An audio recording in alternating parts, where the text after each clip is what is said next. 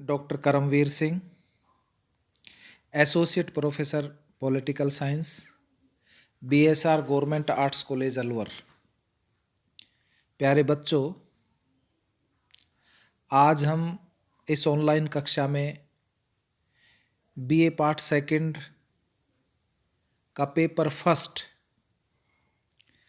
प्रमुख राज्य व्यवस्थाएं, सेलेक्टेड पॉलिटिकल सिस्टम्स, इसमें आज स्विट्जरलैंड का संविधान, इस विषय पर आपसे चर्चा करेंगे। स्विट्जरलैंड का विकास और उसकी विशेषताएं। तो प्यारे बच्चों, आपको मालूम होगा कि जॉन ब्राउन मैसन एक विद्वान है। उन्होंने स्विट्जरलैंड के बारे में बताया कि स्विट्जरलैंड अशांति के समुद्र में शांति का द्वीप है। तो स्विट्स जो संविधान है, इस संवैधानिक व्यवस्था के अध्ययन का यहाँ महत्व बताना अत्यंत ही आवश्यक है कि स्विस संवैधानिक व्यवस्था के अध्ययन का क्या महत्व है। तो डियर स्टूडेंट्स, स्विट्जरलैंड की लगभग 50 लाख जनसंख्या और 16,000 वर्ग मील भूमि का देश विश्व के सबसे छोटे स्वतंत्र राज्यों में से एक है।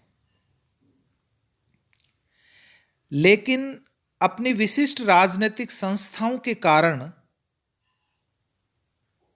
स्विस संविधान यानी कि स्विट्जरलैंड का संविधान और शासन व्यवस्था के अध्ययन का निश्चित रूप से बहुत अधिक महत्व है।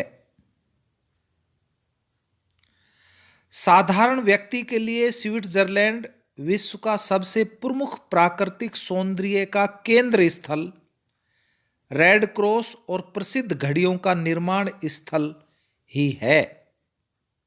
लेकिन चूंकि हम राजनीति विज्ञान के विद्यार्थी हैं, तो राजनीति विज्ञान के विद्यार्थियों के लिए ये इससे भी बहुत अधिक कुछ है। वो क्या है कि यह प्रजातंत्र का घर और विश्व की सबसे प्रमुख राजनीतिक प्रयोगशाला कहा जाता है। स्विट्जरलैंड की राजधानी क्या है?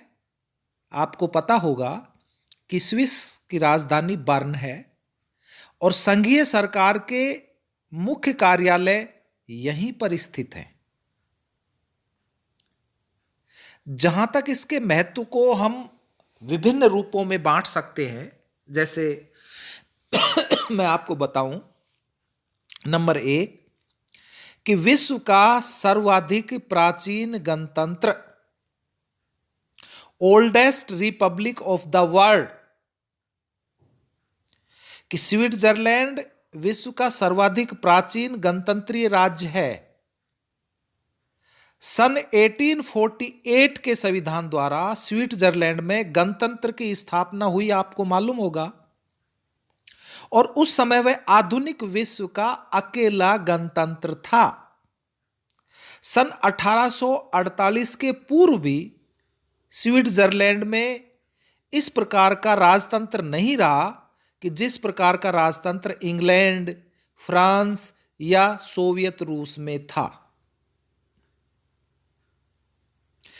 रैपार्ड इसी बात को दृष्टि में रखते हुए उन्होंने लिखा कि स्विट्जरलैंड युगों से गणराज्य रहा है, युगों से गणराज्य रहा है। स्विस नागरिक न केवल वंशानुगत राजा वर्णन किसी एक निर्वाचित प्रधान को भी पूर्ण शक्ति प्रदान करने के विरुद्ध रहे हैं, और इस गणतंत्रीय भावना की अत्यधिक प्रबलता के कारण ही उनके द्वारा एकल कार्यपालिका के स्थान पर बहुल कार्यपालिका को अपनाया गया है। हैंस हुबर ने लिखा कि राजतंत्रीय ढंग से सोचना स्विट्जरलैंड के निवासियों के लिए एक विदेशी बात है। किसी शासक की शक्तियों व विशेषाधिकारों के लिए उसके हृदय में कोई गुंजाइश नहीं है। उसके लिए राज्य सब नागरिकों का मामला है। उसका संचालन न तो वंश परंपरागत आधार पर हो सकता है और न उसे किसी एक निर्वाचित व्यक्ति के ही सुपुर्द किया जा सकता है। तो कहने का तात्पर्य क्या हुआ कि विश्व के सर्वाधिक प्राचीन गणतंत्र जो रिपब्लिक पाया जाता है वो स्विट्जरलैंड में ही है। दूसरी बात ये कह सकते हैं कि बेस्ट मॉडल ऑफ डेमोक्रेसी अर्थात प्रजातंत्र का आदर्श का प्रतीक। तो प्यारे बच्चों, जो स्विस राजनीतिक व्यवस्था को महत्व प्रदान करने वाला दूसरा जो महत्वपूर्ण तत्व कहा जा सकता है या महत्वपूर्ण जो कारक कहा जा सकता है या महत्वपूर्ण जो रूप कहा जा सकता है वो उसका प्रजातंत्रात्मक लक्षण ही है। आधुनिक युग में स्विट्जरलैंड उसी प्रकार से प्रजातंत्र का प्रतीक है जिस प्रकार प्राचीन विश्व में एथेंस था। स्विस प्रजातंत्र के नागरिकों को राजनीतिक व्यवस्था में भाग लेने की जितनी सीमा तक शक्ति प्रदान की गई है उसकी सीमा तक अन्य किसी लोकतंत्र में प्रदान नहीं की गई है।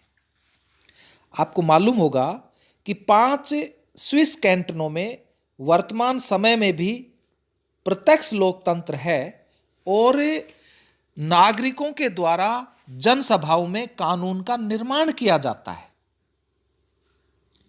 लोक निर्णय और आरंभक का स्विट्जरलैंड में ही उदय हुआ और वर्तमान समय में भी इसका बहुत अधिक सीमा तक पालन किया जाता है।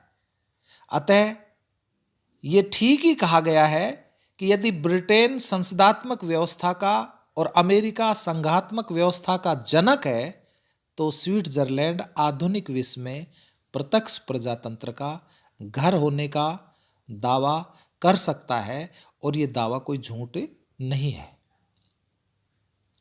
तीसरी बात, विविधता में एकता। कि स्विट्जरलैंड में विविधता के बीच एकता का भी आदर्श उदाहरण उपस्थित किया है। कैसे किया है स्विट्जरलैंड विविधता के बीच एकता का आदर्श उदाहरण? कि स्विट्जरलैंड में भाषा, धर्म और संस्कृति के भेद पाए जाते हैं लेकिन इन भेदों के बावजूद राष्ट्रीय एकता की भावना बहुत अधिक प्रबल है उन लोगों में। स्विट्जरलैंड में लगभग 74% लोग जर्मन हैं, आपको पता होगा, और 20% फ्रेंच हैं, 5% इटालियन हैं और मात्र 1% रोमन भाषा के भाषाई हैं। लेकिन इन भाषा संबंधी विविधता का हल इन सभी भाषाओं को राजभाषा का स्तर प्रदान कर निकाल लिया गया। इसी प्रकार वहां लगभग 58% लोग प्रोटेस्टेंट, 40% रोमन कैथोलिक, 1% यहूदी और 1% अन्य हैं। लेकिन इन सभी ने धार्मिक सहिष्णुता और एक दूसरे के प्रति सम्मान को इतने गहरे रूप में अपना लिया है कि इन धार्मिक भेदों ने राष्ट्रीय एकता को निर्बल करने के बजाय सुदृढ़ ही किया है।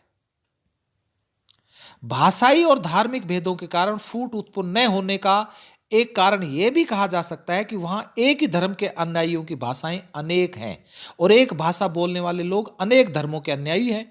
इसके अतिरिक्त कैंटनों की सीमाएं भी धर्म तथा भाषा के क्षेत्रों में सीमाओं से भिन्न हैं।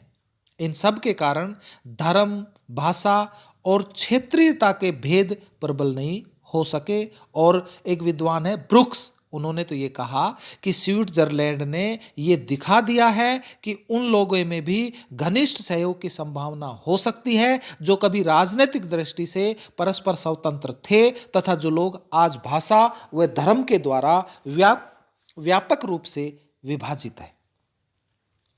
तो स्विट्जरलैंड की विविधता में यह एकता भारत जैसे राज्यों के लिए तो एक उदाहरण ही है, उदाहरण ही हो सकता है।